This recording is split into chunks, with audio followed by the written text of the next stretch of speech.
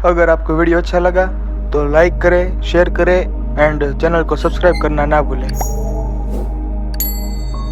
सिद्धांत जिसके लिए इतनी मेहनत करके अपने अतीत में आ पहुंचा था, आज उसी के सामने आना उसके लिए जानलेवा साबित हो रहा था।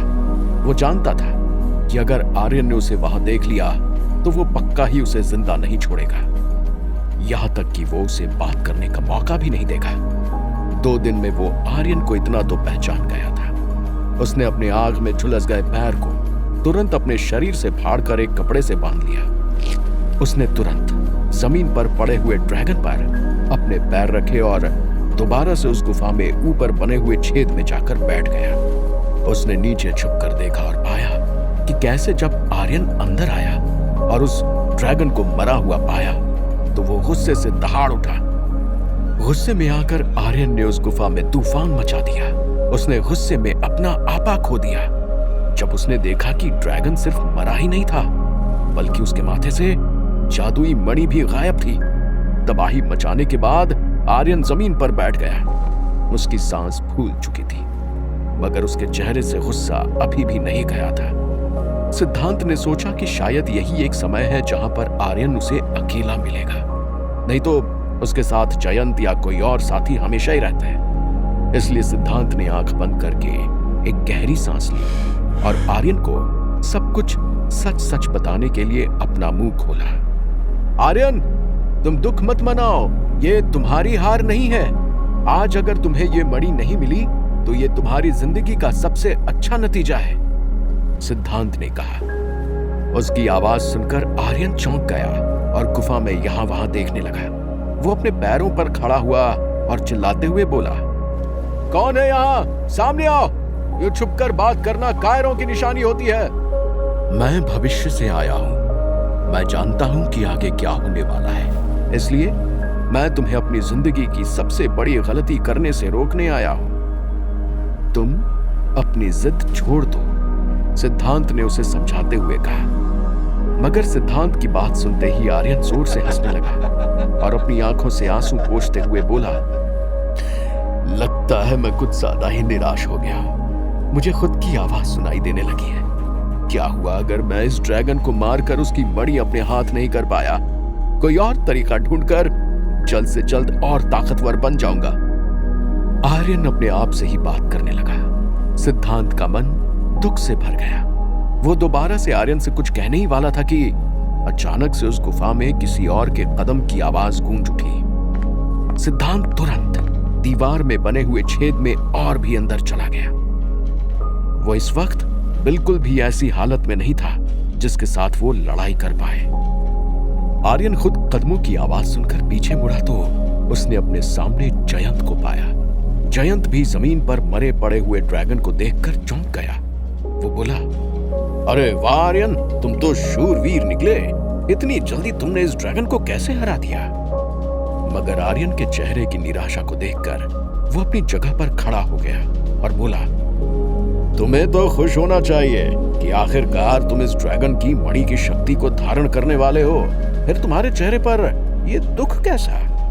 तब आर्यन ने जयंत को बताया कि कैसे जब वो गुफा में आया था तो वो ड्रैगन पहले से ही जमीन पर पड़ा हुआ था और उसकी मणि गायब हो चुकी थी। उसकी बात सुनकर जयंत दंग रह गया। एक पल के लिए उसके चेहरे पर गुस्से का भाव नजर आया। उसे आर्यन ने नजरअंदाज कर दिया, मगर ऊपर से सिद्धांत सब कुछ साफ साफ देख पा रहा था। मगर अगले ही पल जयंत ने अपने चेहरे के भाव बदले और आर्यन के कंधे पर हाथ रखते हुए बोला, चिंता की कोई बात नहीं है। हम कोई और तरीका ढूंढ लेंगे जिससे तुम जल्द से जल्द ताकतवर बन जाओ। आखिर हमें शीतलपुर पर कब्जा पाना ही है। इतना कहकर वो आर्यन को उस गुफा से बाहर ले गया। कुछ देर बीत जाने के बाद सिद्धांत धीरे धीरे नीचे जमीन पर वापस उतरा। उसे दुख था कि आर्यन ने उसकी बात नहीं मानी थी, मगर वो जानता था कि शायद उसे आगे और भी मौके मिले जब वो आर्यन को सच्चाई पर विश्वास दिलाने में कामयाब हो। सिद्धांत कुछ देर उस गुफा में ही बैठा रहा और थकान के कारण उसकी गहरी नींद लग गई। मगर सिद्धांत एक बात से अनजान था। जब जयंत आर्यन को लेकर उस गुफा से बाहर निकला था तो उसकी नजर पेड़ के पास बंधे सिद्धांत के घोड़े पर गई थी। उस घोड़े को देखकर जयंत समझ गया था कि कोई ना कोई था जिसने आर्यन को रोकने की कोशिश की थी। सपनों की दुनिया में खोया हुआ सिद्धांत ये नहीं जानता था कि जयंत उसके पीठ पीछे उसे मारने की योजना बना चुका था। जब सिद्धांत की आंख खुली तो बाहर अंधेरा हो चुका था। वो जानता था कि रात में वो जंगल में नहीं रह सकता है, उसे वापस शीतलपुर जाना ही था। सिद्धांत ने लंगड़ाते हुए गुफा से बाहर पैर रखा, मगर उसकी जिंदगी में संकट कम होने का नाम नहीं ले रहे थे। उसके बाहर कदम रखते ही अचानक से उसे चारों तरफ से एक तूफान ने घेर लिया। वो तूफान इतना भयंकर था कि एक पल के लिए सिद्धांत के हाथ से वो जादुई मणि छूटने वाली थी। लड़खड़ाते हुए सिद्धांत जमीन पर गिर गया। उसका जला हुआ पैर जलन करने लगा। अगले ही पल वो तूफान शांत हो गया और उसने एक आदमी का रूप ले लिया। सिद्धांत जब से अतीत में आया था तब से ही वो अलग अलग जानवरों और दानवों से लड़ रहा था। उसके सामने खड़े दानव के लंबे लंबे सींग थे। उसने सफेद रंग के कपड़े पहने हुए थे। उसकी घनी भौहों के नीचे दो बड़ी बड़ी गुस्से से भरी आंखें सिद्धांत को देख रही थी। कौन हो तुम और यहां क्या करने आए हो? सिद्धांत ने हांफते हुए पूछा, मगर उस दानव ने सिद्धांत का जवाब देने की बजाय अपनी कमर पर बांधी तलवार निकाली। अगले ही पल उसने अपनी तलवार को हवा में जोर से सिद्धांत की तरफ फेंका। सिद्धांत इस वार के लिए तैयार नहीं था, इसलिए वो तुरंत अपनी जगह से थोड़ा सा हिला। उस दानव का निशाना बहुत ही सटीक था और इसलिए सिद्धांत बाल बाल बचा। तुम एक मामूली मानव नहीं हो। मुझे यहाँ तुम्हें मारने के लिए किसी ने भेजा है। आज मैं तुम्हें नहीं छोड़ूंगा, उस दानव ने सिद्धांत की तरफ बढ़ते हुए कहा। अगले ही पल वो एक बार फिर हवा के झोंके में बदल गया और सिद्धांत के इर्द गिर्द घूमने लगा। उस तूफान के बीच से सिद्धांत को हंसी की आवाज सुनाई देने लगी, लेकिन वो उस दानव का चेहरा नहीं देख पा रहा था। सिद्धांत पूरी तरह से कंफ्यूज हो गया था। आखिर उसे मारने के लिए किसने उस दानव को भेजा था? किसी को भी उसके अस्तित्व का मालूम नहीं था। मगर ये सब सोचने का समय सिद्धांत के पास नहीं था। उस तूफान के रूप में दानव ने सिद्धांत को झकझोर कर रख दिया। सिद्धांत के मुंह और नाक से खून बहने लगा था। एक बार फिर वो दानव दूर जाकर खड़ा हो गया। इस बार जब सिद्धांत जमीन पर गिरा तो सच में वो मणि उसकी जेब से निकलकर बाजू में गिर गई। तभी सिद्धांत को जयंत की बात याद आई कि कैसे अगर कोई उस मणि को धारण कर लेगा तो उसमें असीम ताकत आ जाएगी। सिद्धांत ने एक पल भी बर्बाद नहीं किया और उस मणि को उठाकर अपने माथे पर लगा लिया। वो दानव सिद्धांत को अचंभे से भरी नजरों से देख रहा था। अचानक से सिद्धांत के आजू बाजू एक रोशनी छा गई, जिसने उसके चारों तरफ एक रक्षा कवच बना दिया। सिद्धांत को अपने खून में एक तीव्र एनर्जी महसूस होने लगी। वो एनर्जी इतनी ज्यादा थी कि एक पल के लिए सिद्धांत को लगा कि शायद उसकी नसें ही फट जाएंगी। इस बार जब उस दानव ने सिद्धांत पर वार किया, उसका वार सिद्धांत तक पहुंचा ही नहीं। इस बात से अचंभित वो दानव अपनी जगह पर रुक गया। सिद्धांत ने इसी मौके का फायदा उठाया और अपनी कमर पर बंधी तलवार को हाथ में ले लिया।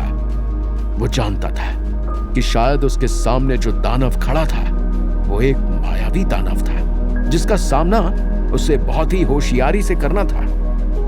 इसलिए उसने उस दानव को अपने जाल में फंसाने का प्लान बनाया। सिद्धांत ने अपने आजू बाजू बने रक्षा कवच को कुछ पलों के लिए तोड़ दिया और एक्टिंग करके नीचे जमीन पर गिर गया। जैसे ही उस दानव ने सिद्धांत को नीचे जमीन पर गिरा हुआ देखा, उसने समय नहीं गंवाया। वो तूफान के रूप में सिद्धांत के पास आ गया। सिद्धांत इतना पढ़ा लिखा तो था ही कि उसे पता था कि तूफान को खत्म करने के लिए उसके बीचों बीच निशाना लगाना चाहिए। सिद्धांत ने अपनी तलवार हवा में उठाई और उस तलवार से उसकी नाक घोंप दी। अगले ही पल सन्नाटे में उस दानव की आवाज गूंज उठी। सिद्धांत के चारों ओर चल रही तेज हवा थम गई और वो दानव जमीन पर घायल हालत में गिर गया। उसके मुंह से खून बह रहा था। इतना ही नहीं, उसके दिल पर भी एक घाव लगा था। सिद्धांत अपनी जगह से लड़खड़ाते हुए उठा और उसने उस दानव पर एक आखिरी अटैक किया। अटैक करते ही उस दानव की आंखें बंद हो गईं। सिद्धांत इतना थक चुका था कि वो भी उस दानव के बाजू में जाकर गिर गया। ना चाहते हुए भी उसकी आंखें बंद हो गई। जब उसने दोबारा आंखें खोली तो उसके कान में तेज शोर सुनाई दे रहा था। दो आदमी ढोल नगाड़ों के साथ शीतलपुर की गलियों में घूम रहे थे। उनमें से एक आदमी तेज आवाज में चिल्ला रहा था, सुनो सुनो सुनो, शीतलपुर के राजा भीमसेन ने एक प्रतियोगिता की घोषणा की है। जो भी इस प्रतियोगिता में जीतेगा उसे राजघराने से एक बहुत ही ताकतवर हथियार इनाम में दिया जाएगा। राजा भीमसेन ये प्रतियोगिता शीतलपुर के सारे युवाओं को प्रोत्साहित करने के लिए आयोजित कर रहे हैं। बाजू में खड़ा आर्यन, जो कि किसी आदमी को पीटने में व्यस्त था, वो अचानक से रुक गया और ये घोषणा सुनकर उसके चेहरे पर एक बड़ी मुस्कान आ गई। मगर अगले ही पल सिद्धांत की आंखों के सामने सब कुछ धुंधला हो गया और जब उसे दोबारा से कुछ साफ नजर आया तो उसने देखा कि मैदान में आर्यन खून से लथपथ था, मगर उसके चेहरे पर दर्द का एक भी निशान नहीं था, बल्कि वो खुशी से झूम रहा था, जिसकी वजह थी उसके हाथ में एक चमचमाती हुई तलवार। जैसे ही सिद्धांत ने उस तलवार को देखा, वो समझ गया कि ये वही तलवार है जिससे सिद्धांत ने राजकुमारी वंदिता को मारा था। वो आगे कुछ और देख पाता, इससे पहले ही उसकी आंखों के सामने तेज रोशनी छा गई। जब अगली बार उसने आंखें खोली तो वो इस गुफा के बाहर राक्षस के मृत शरीर के बाजू में पड़ा हुआ था। मगर सिद्धांत की सांसें तेज चल रही थीं, क्योंकि उसने अभी अभी एक और पास्ट का फ्लैश देखा था। शायद उस मणि से सिद्धांत के अंदर दोबारा से अपने अतीत को देखने की शक्ति आ गई थी। सिद्धांत सब कुछ भूलकर तुरंत अपने घोड़े पर बैठा और शीतलपुर की तरफ निकल गया। वो जानता था कि वो किसी भी हालत में आर्यन को उस तलवार तक नहीं पहुंचने दे सकता है। वो तलवार ही राजकुमारी वंदिता की मौत का कारण बनी थी। इससे पहले कि नगर में राजघराने द्वारा आयोजित उस प्रतियोगिता की घोषणा हो, सिद्धांत को उस तलवार को कहीं छुपाना होगा। वो किसी भी हालत में आर्यन के हाथ वो तलवार नहीं लगने दे सकता था। जब तक सिद्धांत दोबारा शीतलपुर पहुंचा, सुबह हो गई थी। वो पूरी तरह थक चुका था। जब से वो अतीत में आया था, तब से ही एक के बाद एक परेशानियां उसे सांस लेने भी नहीं दे रही थी। मगर उसके पास सांस लेने का समय भी तो नहीं था। उसने तुरंत अपने घोड़े को राजमहल की तरफ बढ़ाया। कुछ देर में वो राजमहल के बाहर खड़ा था। उसके मन में हजार बातें चल रही थी। उसने अपने पिछले जन्म के रूप को तो देख लिया था, यहां तक कि उसका सामना अपने सबसे बड़े दुश्मन से भी हो गया था, लेकिन अभी तक राजकुमारी वंदिता उसके सामने नहीं आई थी। राजमहल में घुसकर सिद्धांत अपनी जान दांव पर लगाने के लिए तैयार था, लेकिन न जाने क्यों वो राजकुमारी वंदिता से मिलने से घबरा रहा था। सिद्धांत ने अपने घोड़े को एक तरफ बांधा और राजमहल की एक खिड़की से चुपके से अंदर चला गया। जमीन पर गिरने का असर उसके पैर पर आया, जो ड्रैगन की आग से जल चुका था। सिद्धांत के मुंह से एक तेज दर्द भरी आवाज निकल आई। अचानक से उसे सामने से एक भारी आवाज सुनाई दी, कौन है वहां? सिद्धांत की सांस एक पल के लिए थम गई। क्या होगा आगे? क्या सिद्धांत आर्यन को एक और बार रोकने में कामयाब होगा? क्या आर्यन उस प्रतियोगिता को जीतकर उस जादुई तलवार का मालिक बन जाएगा? क्या सिद्धांत आर्यन को अपनी सच्चाई पर विश्वास दिला पाएगा? क्या सिद्धांत प्रतियोगिता में इनाम के रूप में मिलने वाली तलवार को छुपाने में सफल होगा? जानने के लिए सुनते रहिए। अगर आपको वीडियो अच्छा लगा तो लाइक करें, शेयर करें एंड चैनल को सब्सक्राइब करना ना भूलें।